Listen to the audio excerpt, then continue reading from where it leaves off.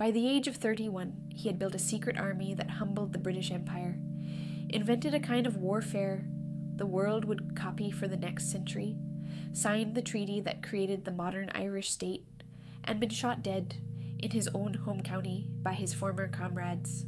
This is Michael Collins, the man, it was said, who was too dangerous to live.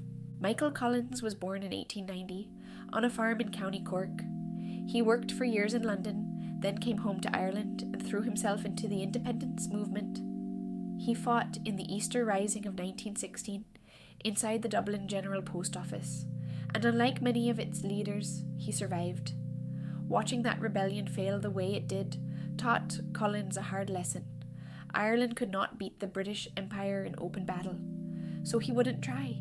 He would fight a completely different kind of war. They called him the big fellow, charismatic, relentless, and ferociously good at organization.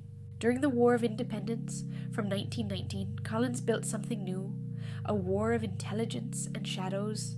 He ran a network of spies reaching deep inside the British administration, even inside Dublin Castle, the very heart of British power in Ireland. And he created an assassination unit, known simply as the Squad, to strike at the British intelligence agents hunting the rebels. Collins effectively wrote the playbook for modern urban guerrilla warfare. And here's the strangest part. He was the most wanted man in the British Empire, with a price on his head. Yet he cycled openly around Dublin, in plain sight, because the British had no good photograph of him, and no real idea what he looked like. By 1921, the war had fought both sides to a standstill, and a truce was called. Collins was sent to London to negotiate. What he brought home was the Anglo-Irish Treaty, and it was a compromise that would tear the movement apart. It created the Irish Free State, granting most of Ireland self-government for the first time in centuries. But it stopped short of a full republic. It required an oath to the British Crown, and it left 6 counties in the north within the United Kingdom. Collins knew exactly how dangerous it was. As he signed it, he reportedly said, "I tell you, I have signed my own death warrant." He was right. The treaty split Ireland, not on a map, but bitterly, between those who accepted it as a stepping stone to full freedom, and those who saw the oath and the partition as a betrayal of the republic they had fought and died for.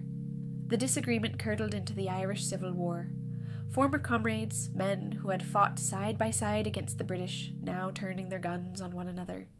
And Collins, who had spent years as a hunted rebel, now found himself commander-in-chief of the new Free States Army, fighting his own old friends. In August 1922, Collins was travelling through County Cork, his home county and anti-treaty heartland, when his convoy was ambushed. At a place called Beal na Blath, the mouth of flowers. In the firefight that followed, Michael Collins was shot and killed. He was 31 years old. He had survived the Easter Rising, years as the Empire's most wanted man, and a war against the most powerful military on earth.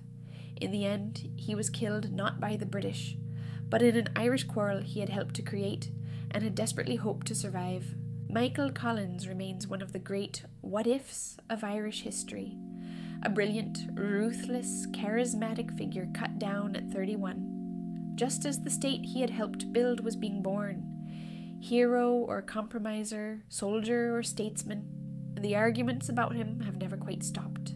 If you want the people behind the history, subscribe.